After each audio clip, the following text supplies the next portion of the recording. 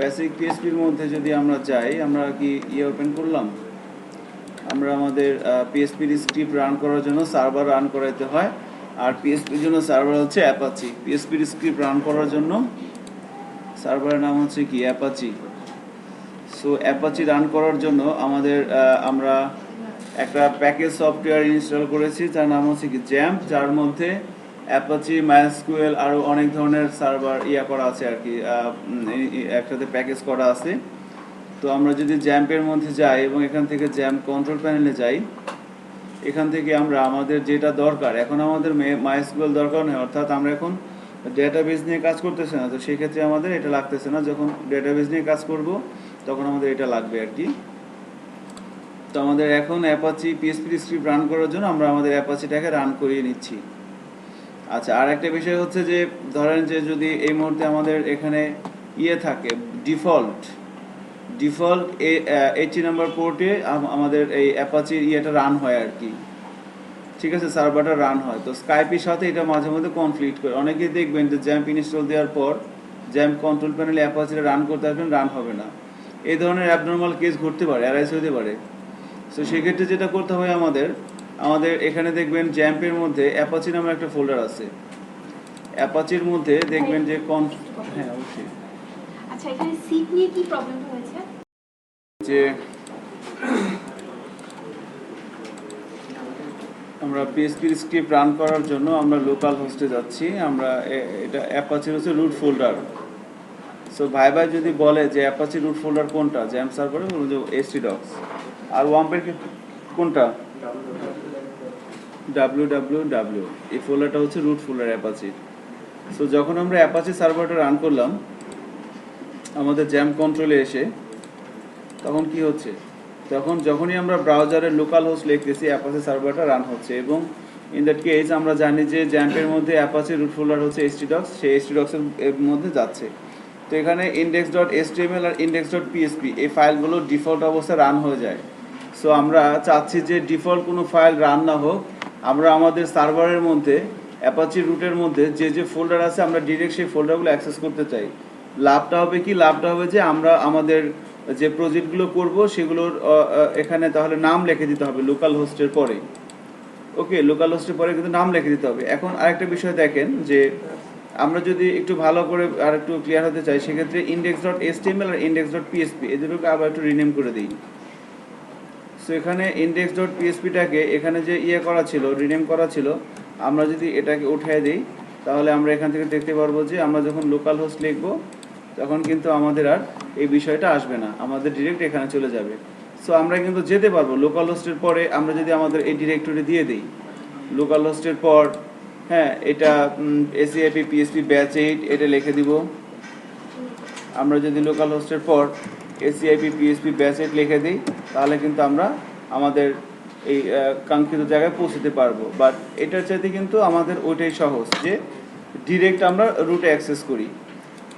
আবার এখানে index.php ফাইলটা অ্যাক্টিভ হচ্ছে। এখন আমি যদি এখানে এটাকে করে দিলাম, এই index.html যেটা আছে এটাকে একটু করে দিই, মানে তার আগের অবস্থায় নিয়ে আসলাম। এখন যদি আমরা এখানে লোকাল হোস্ট লিখি, দেখেন কি আসতেছে, ইট ওয়ার্কস। তার মানে কি, যখন আমি ব্রাউজারে লোকাল হোস্ট লিখে হিট করতেছি সেক্ষেত্রে আমাকে ওই অ্যাপাচি রুট ফোল্ডারে যে এখানে ঘুরে ফিরে এই ফোল্ডারটা রান করতেছে। তো আমরা যদি নেটবিনসের থ্রুতে বা নোটপ্যাডের থ্রুতে এটা ওপেন করি, খেয়াল করেন এখানে আমরা সবাই HTML CSS জানি, দেখেন এখান থেকে এই লেখাটা আসতেছে, ইট ওয়ার্কস, এই লেখাটাই কিন্তু আমাদের ব্রাউজার এখানে আসতেছে। ওকে, সো আমরা এটা বুঝতে পারলাম। এখন তাহলে আমরা আমাদের ডিরেক্ট রুট ফোল্ডারটা অ্যাক্সেস করতে চাচ্ছি কোনো পার্টিকুলার ফাইলকে না, সেক্ষেত্রে আমরা কি করব, আমরা ওই ইন্ডেক্স নামে যা আছে তাদেরকে একটু রিনেম করে দেব। ডিলিট না করে দেওয়াটাই ভালো, অনেকে ডিলিটও করে দিয়ে দেয়। ওকে, এখন যদি আমরা এখানে এটা এইভাবে করি তাহলে আমরা আমাদের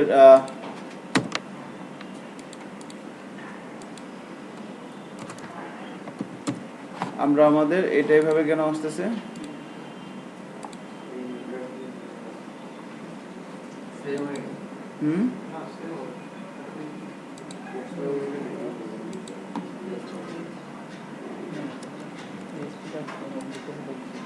ঠিক আছে,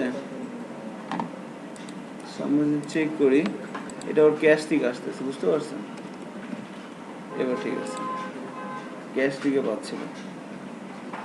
সো ওয়েব প্রোগ্রামার হব আমরা, ওয়েব প্রোগ্রামিং করব, সেক্ষেত্রে কিন্তু একটা জিনিস মাথায় রাখতে হবে, অনেক সময় দেখবেন যে কোড টোড সব ঠিক আছে, আউটপুট ঠিক মতো আসতেছে না, কারণ এই যে ব্রাউজারগুলো একটু প্রবলেম আছে, একটু লিমিটেশন আছে। ঠিক আছে, আমরা যে ট্যাগগুলো ইউজ করি HTML CSS এর বা প্রপার্টিগুলো, তো সেক্ষেত্রে ওগুলোও কিন্তু বিভিন্ন ব্রাউজারের আছে, তাই না? যে আমরা CSS একটা প্রপার্টি ইউজ করলাম বা HTML এর একটা অ্যাট্রিবিউট ইউজ করলাম ডেট, সেটা কোনো ব্রাউজারে পাচ্ছে, কোনো ব্রাউজার পাচ্ছে না। সো এই যে ডিপেন্ডেন্সিগুলো, এখান থেকে বের হয়ে আসার জন্য কিন্তু আমাদের ব্রাউজারের মানে আউটপুট ঠিক মতো না আসলেও ঘাবড়ে যাওয়া যাবে না আর কি। ব্রাউজারের কারণে ওইটা হতে পারে আর কি। ইন দ্যাট কেস আমাদেরকে এই ব্রাউজারের মেমোরিগুলো ক্লিয়ার করে নিতে হবে বারবার। আর যখন সেশন নিয়ে কাজ করবেন তখন তো অবস্থা আরও খারাপ হয়ে যাবে আর কি। সাব ডোমেন ভালো গন্ডগোল হয়, তারপরেও এখনো তো আমাদের ক্যাশে কিন্তু যখন আগে আগে কি ইউজ করতো, এখনো কুকি কি ইউজ করে ব্রাউজারের সেকেন্ডারি মেমোরি, তাই না? ওটা তো আরও খারাপ।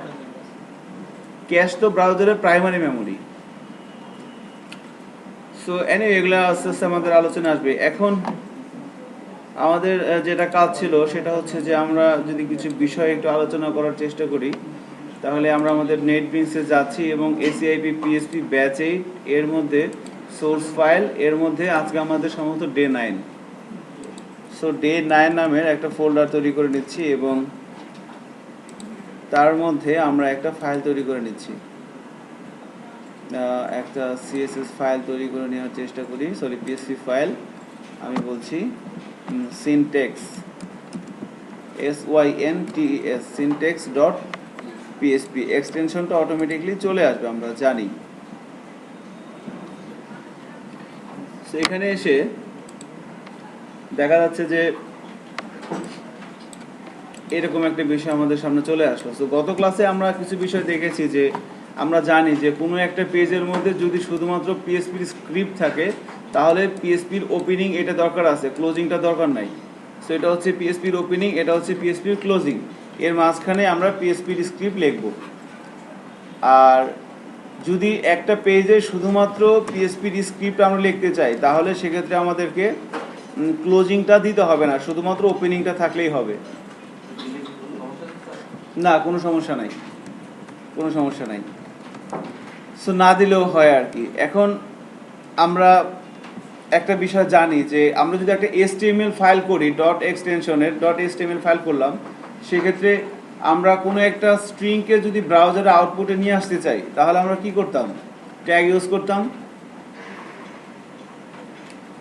আমরা এখন PSPতে কোনো একটা স্ট্রিংকে আউটপুটে নিয়ে আসতে চাচ্ছি, ব্রাউজারে আউটপুটে আমরা চাচ্ছি যে আমাদের ACIP PSP batch 8 day 9, day 9 এর মধ্যে syntax.psp আছে, এখানে যখন আমরা ক্লিক করব এখানে হ্যালো PSP এই কথাটা লেখা আসবে।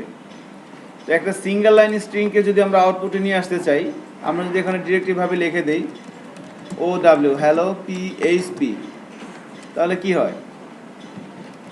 সে কিন্তু আমাকে একটা ইরর দিতেছে, প্রথমে বলতেছে কি সিনট্যাক্স ইরর। কি বলতেছে? আমরা জানি যে কোনো একটা, এটা কি, এটা আমরা একটা ক্যারেক্টার বলতে পারি, একটা স্ট্রিং বলতে পারি। তো একটা স্ট্রিংকে সাধারণত সিঙ্গেল কোটেশন বা ডবল কোটেশনের মধ্যে রাখা হয় এবং একটা সিঙ্গেল লাইন স্টেটমেন্ট ক্লোজিং করার জন্য কি দিতে হয়? একটা স্টেটমেন্ট ক্লোজ করার জন্য একটা সেমিকোলন ব্যবহার করা হয়। সো এখন কি কোনো ইরর আছে আমার পেজে? এখন কিন্তু আমার পেজে কোনো ইরর নাই। আমি যদি চেক করি তাও কিন্তু আমার এই আউটপুটে কিছুই নাই। একটা জিনিস খেয়াল করেন, আমি যদি ডে 9 এর মধ্যে একটা HTML ফাইল নেই এবং HTML ফাইলের মধ্যে যদি আমি এই কথাটা লিখে দিই ডিরেক্ট হ্যালো PSP, ঠিক আছে, এবং এটার মধ্যে আমি এখানে কিছুই রাখলাম না, ডিরেক্ট এই কথাটা লিখে দিলাম, যদি ফোল্ডারের থ্রুতে যাই, ডে 8 এর মধ্যে যাই, ডে 9 এর মধ্যে হ্যালো PSP সিনট্যাক্স, সরি এটা না, HTML ফাইলটা ব্রাউজারকে চলে আসছে না? সো এটার মাধ্যমে আমি কি বোঝাতে চাচ্ছি, আমি বোঝাতে চাচ্ছি যে আমরা HTML ফাইলে .html সিনট্যাক্সের যে ফাইলগুলো আমরা লিখি সেগুলো সেখান থেকে কোনো একটা সিঙ্গেল লাইন স্ট্রিংকে আমরা আউটপুটে নিয়ে আসার জন্য কিন্তু আমাদের লাইনটা লিখে দিলেই হয়, বাট এভাবে আমরা করি না। আমরা সাধারণত কী করি, আমরা ট্যাগ ইউজ করি। আমরা যদি বলি এখানে h1 এবং এখানে যদি বলে দিই কি \h1, তাহলে কিন্তু এটা একটু বড়সড় আকারে আসবে, বড়সড় আকারে আসতেছে। এভাবে কিন্তু আমরা সাধারণত নিয়ে এসে থাকি, বাট পিএসপির ক্ষেত্রে কিন্তু আমরা এভাবে দিলে আসতেছে না। তো আমাদের কী করা লাগতেছে, আমরা জানি যে কোনো একটা সিঙ্গেল লাইন স্ট্রিংকে আউটপুটে নিয়ে আসার জন্য ইকো বা প্রিন্ট ইউজ করতে হয়। যদি এখন আমরা চেক করি হ্যালো পিএসপি কথাটা আমরা দেখতে পাচ্ছি ব্রাউজারে। আচ্ছা, এখন পিএসপিকে স্ক্রিপ্টিং ল্যাঙ্গুয়েজ বলা হয় কেন, এই কোশ্চেনটা অনেকবার ভাই ধরবে সামনে বা ভবিষ্যতে অনেক পাবেন এটা। তো অনেকে অনেক আনসার বলে, বেস্ট অ্যান্সার হচ্ছে কি, এটা যখন কোনো একটা ল্যাঙ্গুয়েজের সাথে মিলেমিশে কাজ করতে পারে তখন ওই ল্যাঙ্গুয়েজটাকে স্ক্রিপ্টিং ল্যাঙ্গুয়েজ বলে। পিএসপি HTML এর সাথে এমবেড হয়ে কাজ করতে পারে, অর্থাৎ একটার সাথে মিশে কাজ করতে পারে, এজন্য একে স্ক্রিপ্টিং ল্যাঙ্গুয়েজ বলা হয়। সেক্ষেত্রে আমরা যদি এভাবে দেখি যে হ্যালো পিএসপি কথাটা এইভাবে লেখা চলে আসছে। এখন এটা যদি একটু মোটাসোটা করতে চাই, একটু গায়ে শরীর মাংস বেশি বানাইতে চাই, তাহলে এখানে আমরা এই ডবল কোটেশনের মধ্যে কিন্তু এভাবে যদি লিখে দিই h1,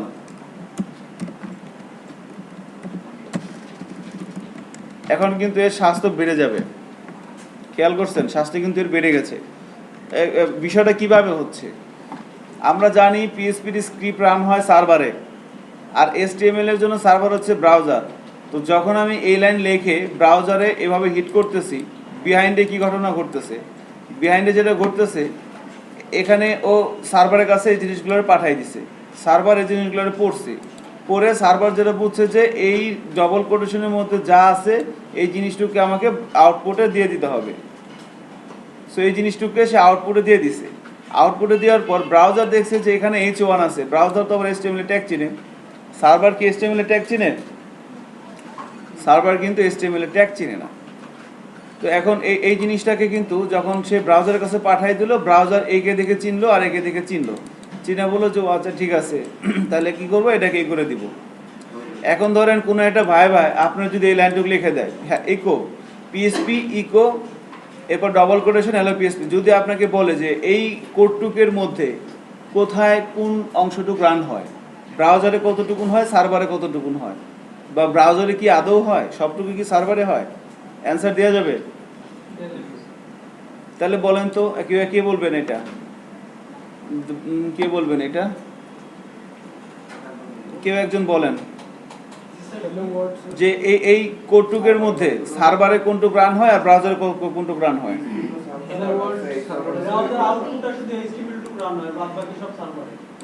ঠিক আছে, এখানে যখন এই কোডটা আমরা লিখবো তখন কিন্তু ব্রাউজারে এই কোডটুক রান হবে, ব্রাউজার পুরো কোডটুকু রান হবে। রান হওয়ার পরে সে কি ব্রাউজার কি করবে, সার্ভার কি করবে, এই জিনিসটুকে পাঠিয়ে দিবে। ও বুঝবে যে না ইকো পাইলেই আমি জানি আমার কি করতে হয়। সার্ভারের মধ্যে বলা আছে, অ্যাপাচি সার্ভারের মধ্যে বলা আছে যখন তুমি ইকো পাবা, ওই ইকোর পরে সিঙ্গেল কোটেশনের মধ্যে যা পাবো ওইটার ব্রাউজারের কাছে পাঠিয়ে দিবা, সেইটুকে ব্রাউজারের কাছে পাঠিয়ে দিবে। ঠিক আছে, ব্রাউজার আসে এখান থেকে দেখবে যে না এখানে তো h1 আছে, তার মানে কি, সো সার্ভার কিন্তু এটাকে চিনবে না, h1 কে চিনবে না, h1 কে চিনবে হচ্ছে ব্রাউজার। ঠিক আছে, এই কথাটা এতবার বলার পিছনে কারণ হচ্ছে এই ধরনের কোশ্চেন ভাই আসে, আপনাদের ইয়েতেও আসবে, আমরাই করি, পোলাপান পারে না, কষ্ট লাগে। তো এটা একটা বিষয় ছিল আর কি। এখন যে কাজটা আমাদের করতে হবে তার মধ্যে ইম্পর্টেন্ট হচ্ছে যে সিনট্যাক্স আমরা দেখলাম। এখন যদি আমরা বলি যে এটা তো পিএসপির মধ্যে HTML আমরা লিখলাম, এখন আমরা যদি HTML এর মধ্যে পিএসপি লিখতে চাই, এখন আমাদের টার্গেট হচ্ছে কি আমরা HTML এর মধ্যে পিএসপি লিখবো। সো আমি এই লাইনটুকুকে কেটে দিলাম। সো HTML কিভাবে লেখে আমরা জানি, আমরা বলছি HTML দিয়ে শুরু করলাম, HTML দিয়ে শেষ করলাম,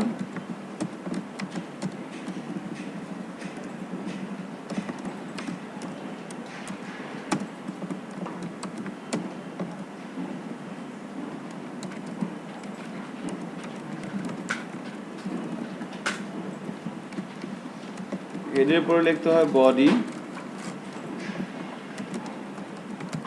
সো বডির মধ্যে এসে আমরা যদি একটা ট্যাগ নেই, আমরা একটা ডিভ নিলাম, অথবা আমরা একটা h1 ট্যাগ নিলাম, এখানে যেভাবে বলে দেই ইকো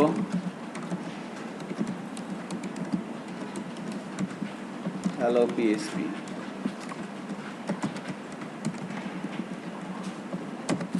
ওকে,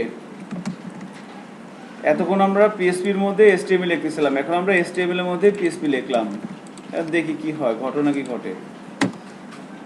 ঘটনা কিন্তু সেম এইটাই। কেন? কারণ এখানে কিন্তু আমাদের এই কোটেশনটা হবে কোথায়? এখানে হবে।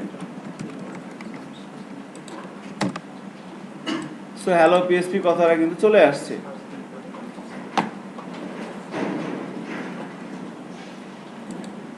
তাহলে এসটিএমএল এর মধ্যে কিভাবে আমাদের লিখতে হয়, পিএসপি লিখতে হয়, সেটা আমরা দেখলাম।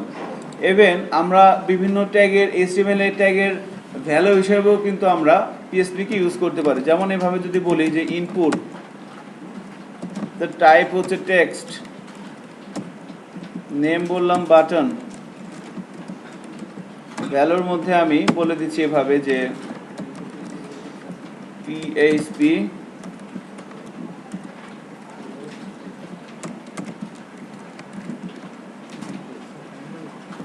সরি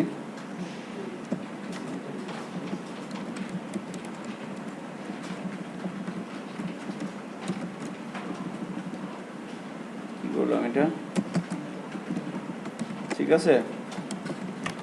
সো ইনপুট একটা ট্যাগ আমরা জানি, তো এর টাইপ হতে পারে অনেক কিছু, আর একটা নাম দিতে হয় বাটন, আর এর ভ্যালুর মধ্যে আমরা কিন্তু মানে একটা এইচটিএমএল এর এলিমেন্টের ভ্যালু হিসেবেও কিন্তু আমরা কোনো একটা পিএসপি স্ক্রিপ্ট আমরা চাইলে লিখতে পারি। এখন যদি আমরা ব্রাউজারের থ্রুতে যাই, এখানে একটা ইনপুট বক্স আসার কথা এবং তার মধ্যে হাবিবুর কথা লেখা আসার কথা।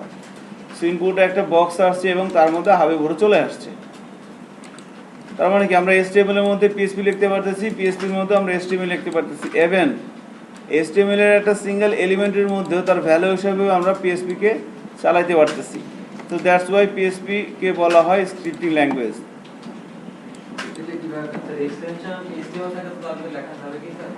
এক্সটেনশন এইচটিএমএল থাকলে লেখা যাবে না স্যার, এক্সটেনশন এইচটিএমএল এ স্যার রান করবে স্যার। ও সরি, এইচটিএমএল পিএসপি লাগবে। আপনি এইচটিএমএল এর কোডের মধ্যে লিখতে পারবেন এক্সটেনশন। আপনার যদি এক্সটেনশন ডট পিএসপি না হয় তাহলে আপনি পিএসপি স্ক্রিপ্ট লিখতে পারবেন না। কারণ কি? কারণ ওটা তো রান করাতে হবে কোথায়? সার্ভারে, রাইট? তারপর তো পিএসপি প্রসেসরের কাছে যাবে, প্রসেসর তখন পার্স করে দেখবে যে এটা পিএসপি ফাইল কি না, এইচটিএমএল ফাইল হলে তখন রান করবে। বাট আপনি এইচটিএমএল এর কোডের মধ্যে মানে একবার পিওর এইচটিএমএল এর কোড, এইচটিএমএল দিয়ে শুরু করতেছেন, এইচটিএমএল দিয়ে শেষ করতেছেন, তার মধ্যে আপনি চাইলে এই জিনিসটা করতে পারবেন।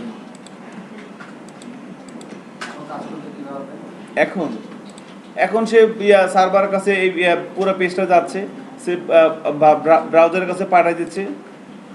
কি করবে? সে প্রথমে এই লাইনটা পড়বে, কিছুই বুঝবে না, এভাবে পড়ে পড়ে আসবে। এখানে যখন আসবে সে, তখন সে পিএসপি স্ক্রিপ্ট পাবে, তখন এই পুরো জিনিসটাকে সহ এটাকে সে আউটপুটে পাঠিয়ে দিবে, এটাকেও পাঠিয়ে দিবে, সার্ভার স্যার তোমার রেজিস্টারে স্যার পিএসপি প্রসেসরের কাছে পাঠাবে না, প্রসেসরের কাছে পাঠাবে না, সার্ভারের ব্রাউজারে পাঠিয়ে দিবে। হ্যালো,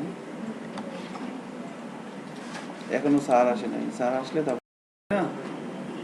তো সেম ভাবেই লাইন বাই লাইন এক্সিকিউট হয় না, সার্ভার প্রত্যেকটা লাইনকে পড়বে, পড়ার পরে যখন সেই জায়গা আসবে এখানে পড়ে ওই পিএসপির যে আছে আপনার কি বলে এটাকে, প্রসেসর, হ্যাঁ, পিএসপির প্রসেসরের কাছে এটা পাঠিয়ে দেবে, সে এগুলো পড়ে ব্রাউজারের কাছে পাঠিয়ে দেবে। পাঠিয়ে দেওয়ার পর ব্রাউজার দেখবে যে এটার এইচটিএমএল, ও এগুলো পাবে আর কি।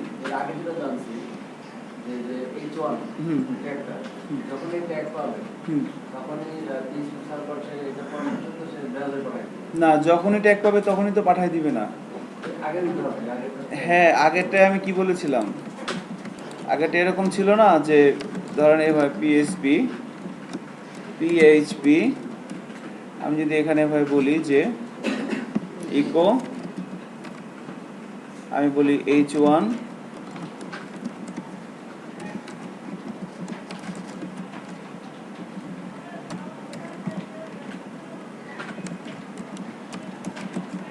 স্যার বলে দিলাম। ওকে, এখানে কি হচ্ছিল? হ্যাঁ, এখানে হচ্ছিল যে সার্ভার এই লাইনটাকে পড়ছে, ওইটা এই কোটেশনের মধ্যে যা আছে এইটুকুকে সে আউটপুটে ব্রাউজার কাছে পাঠাইছে। ব্রাউজার এগুলোরে চিনছে, সার্ভার তো এদেরকে চিনবে না। HTML এর কোনো কিছুই সার্ভার চিনবে না, এই ট্যাগটুক এগুলো সব চিনবে ব্রাউজার। বাট PHP কি করে, সার্ভার শুধুমাত্র যখনই এটা দেখবে ইকো হচ্ছে একটা সিনটেক্স বলা হয় থাকে আর কি।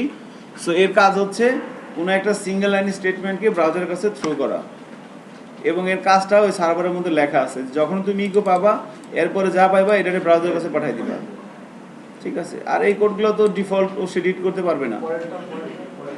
এটা এখানেও সে সেম, এই কোডগুলো রান হচ্ছে কোথায়? ব্রাউজারে। আর এই PHP-র এই স্ক্রিপ্টটুকু রান হবে সার্ভারে।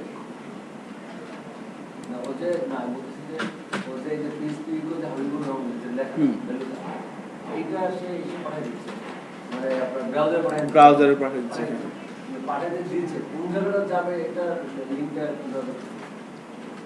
কোন জায়গায় যাবে মানে?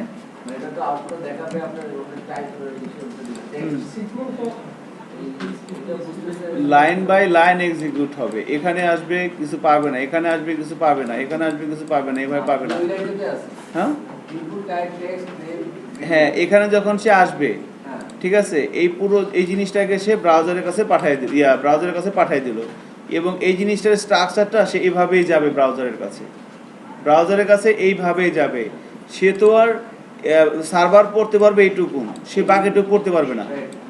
এই বাকিট বাট এখান থেকে রিকোয়েস্ট যায়, হ্যাঁ, যখন PHP সার্ভার যখন অর্ডার পাঠিয়ে দিল, পাঠিয়ে দেওয়ার পর যখন ব্রাউজারের কাছে ব্রাউজার হচ্ছে এইটুকুনকে পড়তে পারবে আর কি।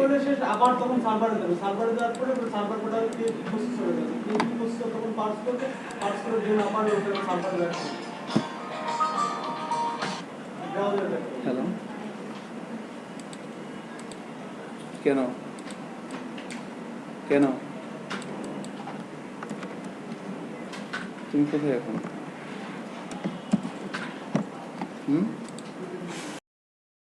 যে server to PHP, PHP to server, sorry browser to server, আর browser to server to browser আর কি বিষয়টা, ঠিক আছে? সো লেনদেন হচ্ছে আর কি ব্রাউজারের কাছ থেকে সার্ভারের কাছে, সার্ভারের কাছ থেকে ব্রাউজারের কাছে। মেন বিষয় হচ্ছে যে ব্রাউজার চিনতেছে কি HTML এর কোডগুলো, সে PHP এর স্ক্রিপ্টগুলো চিনতেছে না, আর সার্ভার চিনতেছে কি PHP এর স্ক্রিপ্টগুলো, সে HTML এর কোডগুলোকে থ্রো করতেছে ব্রাউজারের কাছে। ওকে, সো আমরা বুঝলাম।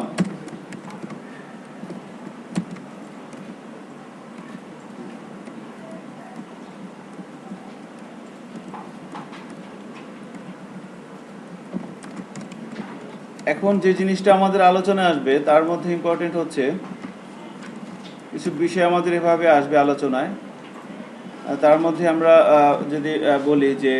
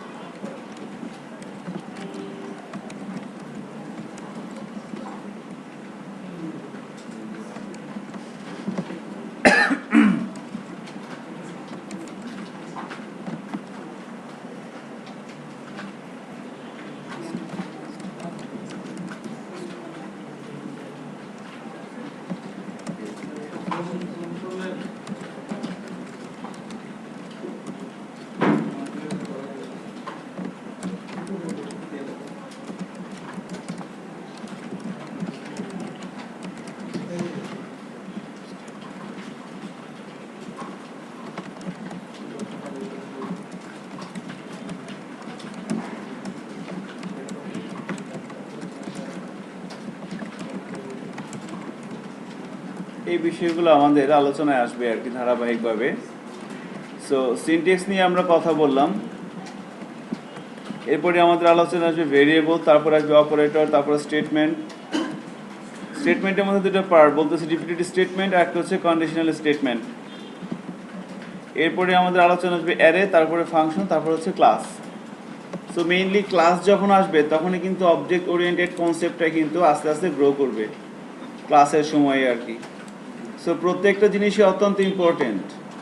আর একটা বিষয় সেটা হচ্ছে যে ভ্যারিয়েবল কতটা ইম্পর্টেন্ট এটা অ্যাকচুয়ালি এখন তো আমরা বলবো আর কি, বাট এটা 1-2 বছর কাজ করার পর অ্যাকচুয়ালি রিয়েলাইজেশনটা ভিতরে আসবে যে অ্যাকচুয়ালি ভ্যারিয়েবলটা কত ইম্পর্টেন্ট। মিনিমাম আপনার 2 বছর কাজ করা লাগবে, তার আগে যতই বলেন যে ভ্যারিয়েবল হচ্ছে একটা পাত্র, তার মধ্যে কোনো কিছু রাখি, শেষ, এই মুখস্থ। বাট রিয়াল থিংসটা আপনি 2-1 বছর ডেভেলপ না করলে আসলে বুঝতে পারবেন না যে ভ্যারিয়েবল জিনিসটা কি। অত্যন্ত ইম্পর্টেন্ট। আমার মনে হয় প্রোগ্রামিং এর সবচেয়ে ইম্পর্টেন্ট জিনিস হচ্ছে ভ্যারিয়েবল। এটা না থাকলে প্রোগ্রামিং হইতো না। এই ফিল্ডটা আসার জন্য একটু সময় লাগবে, বাট আমরা এটা বুঝবো আর কি। So operator, statement, repeated statement, conditional statement, array, function, class. So variable নিয়ে কিছু কথা বলছি প্রথমে।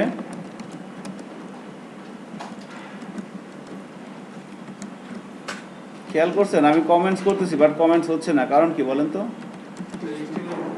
পিএসপি কথা লেখা নাই, ঠিক আছে, এই জন্য আর কি। ওকে, সো ভেরিয়েবলের কিছু রুলস আছে আমরা জানি কম বেশি।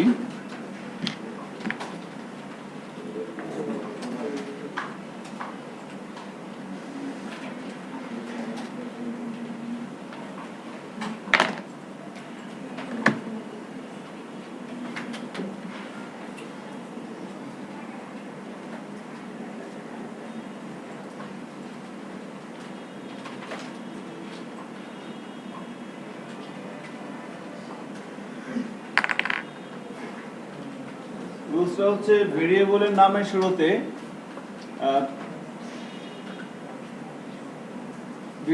নামের শুরুতে আমাদেরকে ডলার দিয়ে লিখতে হবে। ফার্স্ট রুলস, ভেরিয়েবলের নাম হতে পারবে আবার, হ্যালো,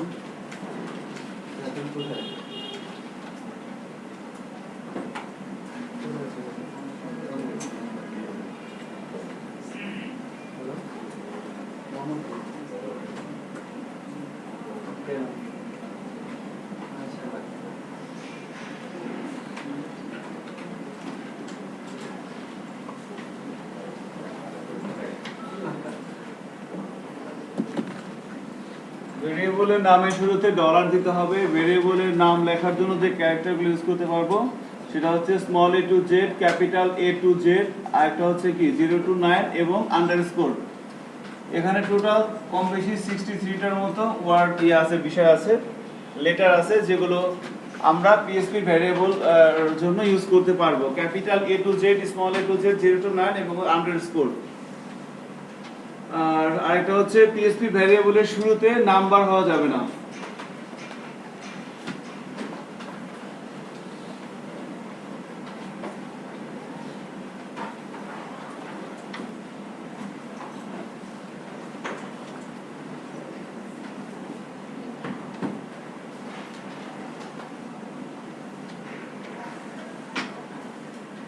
সো আমরা যদি এভাবে বলি যে $,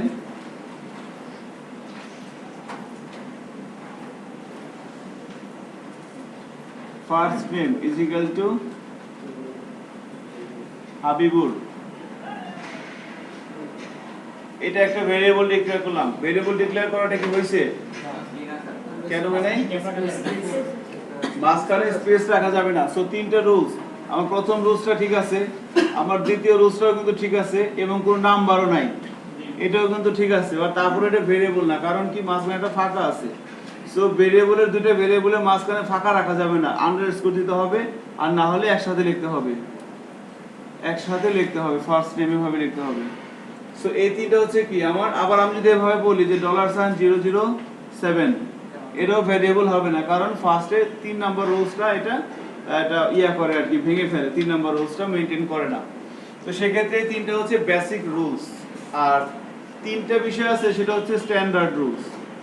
এটা আপনি না মানলেও সমস্যা নাই, বাট কোনো ধরনের যুক্তি তর্ক মনের মধ্যে না রেখে মাইনে নেন বিনা দ্বিধায়। সেটা হচ্ছে কি, প্রথমটা হইতেছে ভেরিয়েবলের নাম কখনো ভুল করেও স্বপ্নেও বড় হাতে দিবেন না,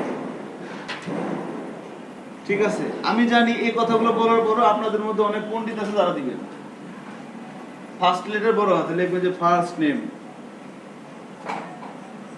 এভাবে লিখবেন ফার্স্ট নেম, ঠিক আছে, আন্ডারস্কোর দিবেন, এভাবে লিখবেন।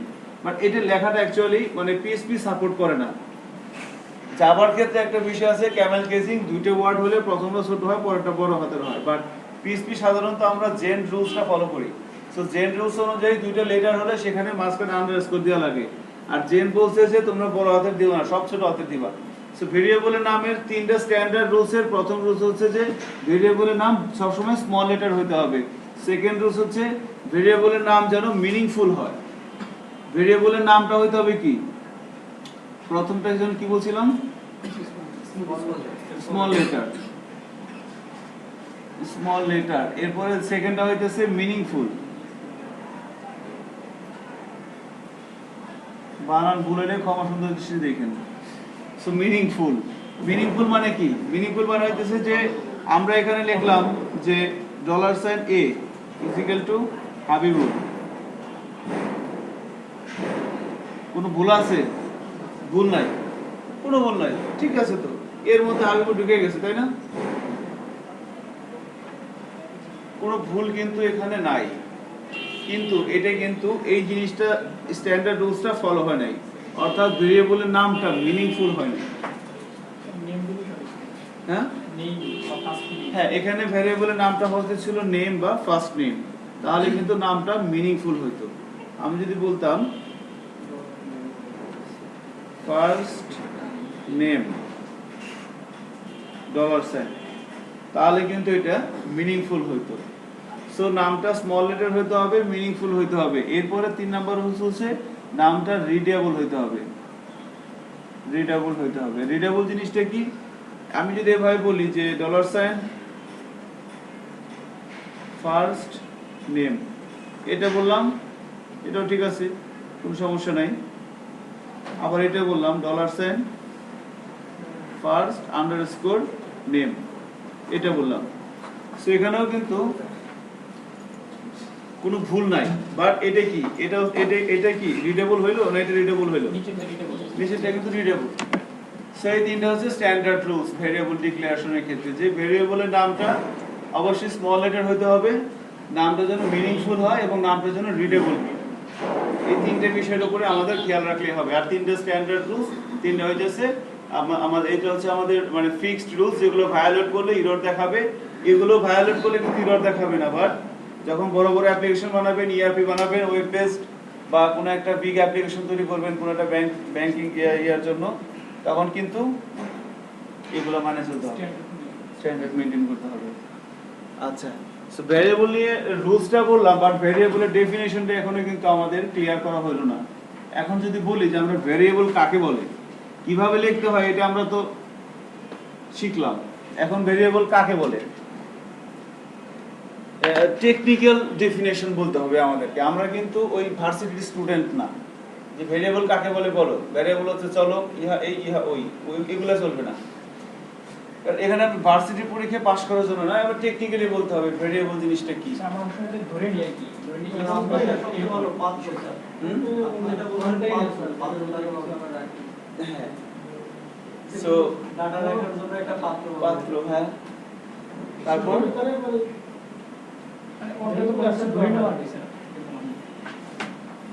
তো যারা সিনিয়র আর কি, তারা এইভাবে বলে যে ভেরিয়েবলের সবচেয়ে টেকনিক্যাল ডেফিনেশন হচ্ছে যে ভেরিয়েবল হচ্ছে একটা মেমোরি লোকেশনের নাম, জাস্ট সিম্পল, আর কিছু না। যে হোয়াট ইজ ভেরিয়েবল, যারা সিনিয়র ডেভেলপার বা যারা এই বিষয়ে একটু অভিজ্ঞ, তারা এইভাবেই বলে যে ভেরিয়েবল হচ্ছে একটা মেমোরি লোকেশনের নাম, নাথিং এলস।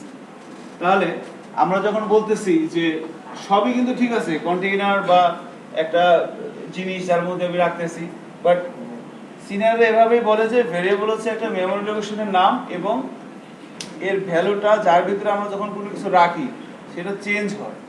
আমি এখন একটা ভেরিয়েবল হচ্ছে এই ফার্স্ট নেম, এর মধ্যে এখন রাখলাম হাবিবুর, আমি কিছুক্ষণ পরে এই ফার্স্ট নেমের মধ্যে রাখলাম যে রহমান, তখন ফার্স্ট নেমের মধ্যে কিন্তু আর পরের বারে কিন্তু আর হাবিবুর থাকবে না, রহমানটা চলে আসবে। সেই যে চেঞ্জটা হচ্ছে, এটা কিন্তু আমার ওই ভেরিয়েবলের ইয়ার কারণেই। তো সেই ক্ষেত্রে আমরা যদি এভাবে বলি যে $, বলছি ফার্স্ট নেম এখন এখানে যদি এভাবে বলি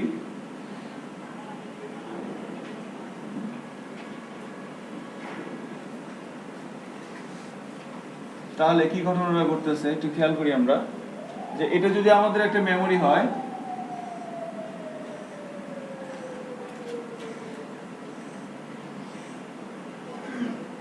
এখানে যখনই আমরা এই কাজটা করব, যখনই এই লাইনটা এক্সিকিউট হবে, পিএসপি যে প্রসেসর সার্ভারের মধ্যে আছে সে যখন এই লাইনটাকে পড়বে, পড়ার পরে যে কাজটা হবে, ধরেন এরকম একটা লোকেশন যার নাম হবে $ফার্স্ট নেম, আর এর ভিতরে বসে দেবে হাবিবুল। এটা হইতেছে কম্পিউটারের ভিতরের কাজ, তারা ভিতরে এইগুলো কাজগুলো করতেছে। এটা হইতেছে আমি বাইরে কোড লিখলাম, আর ব্রাউজারে তো আমি কি বললে এটা দেখতে পাবো। সো তিনটে স্টেজ। এখন এখানে তাহলে কি হলো, যে ভ্যারিয়েবল কি একটা মেমরি লোকেশনের নাম এবং কিভাবে ঘটনাটা ঘটতেছে এরকম যে একটা মেমরি হয়। যখন আমরা কোনো একটা প্রোগ্রাম রান করি, আমরা জানি সবাই যে সেটা কোথায় যায়, প্রথমে র্যামে যায় না? যারা কম্পিউটার সায়েন্সে আছেন বা না আছেন সবাই এগুলো জানে এখন, যে যখন আমরা কোনো কিছু এক্সিকিউট করি, কোনো একটা প্রোগ্রাম রান করি, সেটা যায় হচ্ছে র্যামের মধ্যে যায় রান হয় আগে, মানে এমনিতে সবকিছু হওয়ার পরে আর কি। তো সেই ক্ষেত্রে আমরা র্যামে যাওয়ার পরে কিন্তু ওইটাকে একটা মেমরি না, মেমরির মধ্যে কিন্তু এইভাবে সে একটা জায়গা নিয়ে বসে থাকে। সো ফার্স্ট টাইম যখন আমি বলবো সে ফার্স্ট টাইম এরকম একটা মেমরি, তার ভিতরে এই ফার্স্ট টাইমে এরকম একটা লোকেশন থাকবে, একটা লোকেশনের মধ্যে থাকবে ভ্যালু, আর এই লোকেশনটার নাম হবে এটা। সো টেকনিক্যালি এই জন্যই বলা হয়ে থাকে যে ভেরিয়েবল হচ্ছে একটা মেমরি লোকেশনের নাম। এখন আমি যদি বলি যে ফার্স্ট নেম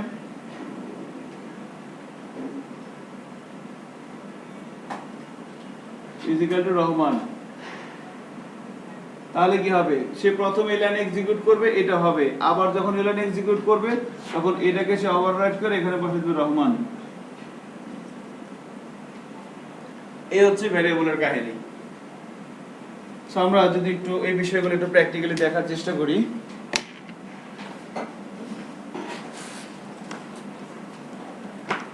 এখানে ভাবে যে